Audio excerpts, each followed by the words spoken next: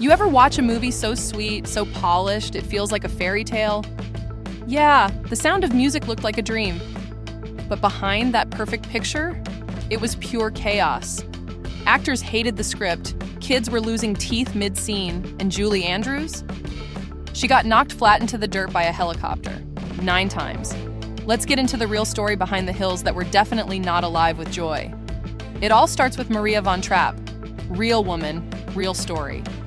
Nothing like the sugar-coated version they gave us on screen. She was born on a moving train in 1905, lost her parents young, and got raised by an uncle who couldn't stand the Catholic Church.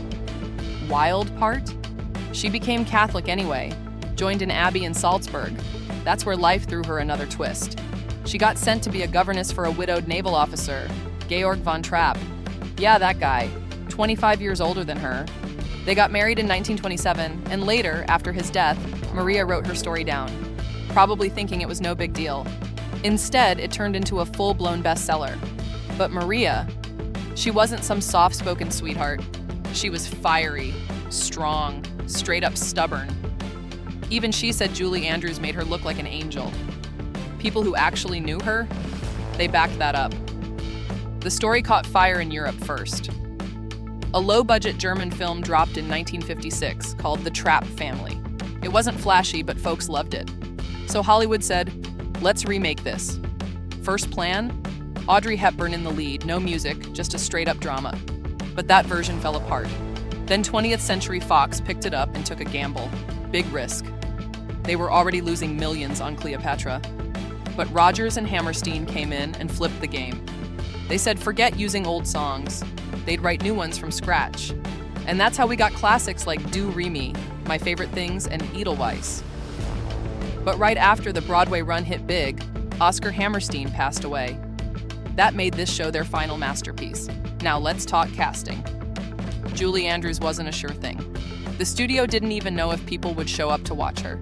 She wasn't a box office name yet. They were looking at Grace Kelly and Shirley Jones as backups. But then Mary Poppins happened. Robert Wise and his writer caught an early sneak peek, and the second they saw her on screen, they rushed to lock her in. Julie still had questions, though. She looked at Wise and asked, "How are you going to take the sugar out of this story?" That's when he knew she was the right one. She wanted it grounded, not glossy. Now, Christopher Plummer, different vibe. He hated musicals, thought the whole thing was too soft, called it The Sound of Mucus, for real. He said no to the role again and again, but Wise flew out to London to convince him. Eventually, Plummer agreed, but only if they rewrote the captain, gave him edge, gave him depth, even asked for a solo. And, yep, during one of his emotional scenes, he was drunk. Meanwhile, casting the kids was a whole saga. They had to sing, act, and move like a real family. Mia Farrow even tried out. She didn't get it. The kid who played Rolf? His first scene was literally his last, the betrayal moment. He had to work backwards from there to build his whole arc, and things got wild during filming. Julie Andrews? She's a brunette. They tried to highlight her hair, it turned orange, had to bleach it blonde just to keep rolling. The actor playing Rolf? They bleached his hair so many times trying to get that perfect Aryan look that it permanently damaged his scalp. Hair never grew back right, and Salzburg looked beautiful on screen, but it rained for 11 straight weeks. Scenes that should have taken a day took months. Do Re Mi alone needed 9 locations. Crews were freezing, extras were shivering in summer outfits, and almost every big light in Europe got rented just to fake sunshine. One of the scariest moments, that boat scene where the kids fall into the lake, the little girl playing Gretel couldn't swim. Julie only found out minutes before shooting. Boat tips, kid goes under, and Julie has to dive in. She got her out, but the poor girl ended up throwing up water and developing a lifelong fear of swimming. Even the famous mountaintop spin from the opening? Nightmare. Helicopter wind slammed Julie into the grass 9 times. She tried yelling at the pilot to give her space. He just gave her a thumbs up and shouted, "One more!" And while that was happening, Plummer was in the back, eating pastries and drinking wine, dragging the costume team crazy as his waistline changed week to week. Even the kids had to adjust mid-shoot. One grew 6 inches. Another lost baby teeth. they had to get fake ones made.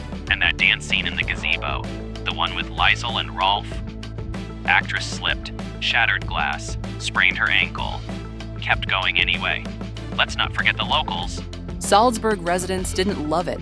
They thought the film made Austrians look bad, too soft on the Nazis, too romantic about a dark time. Some didn't even realize it was being shot right in their town until tourists came asking questions years later. By the time filming wrapped, everyone was exhausted. Costumes were being adjusted daily. Crew was juggling kids, egos, weather, and stress. But somehow, the thing came together. And the irony? The guy who hated the movie most, Christopher Plummer, became forever linked to it, called it gooey, and said it made him cringe. But even he admitted later on that it ended up being something way bigger than he expected. Julie got her Oscar nomination. The film broke records. And that mess of a production, it became a legend.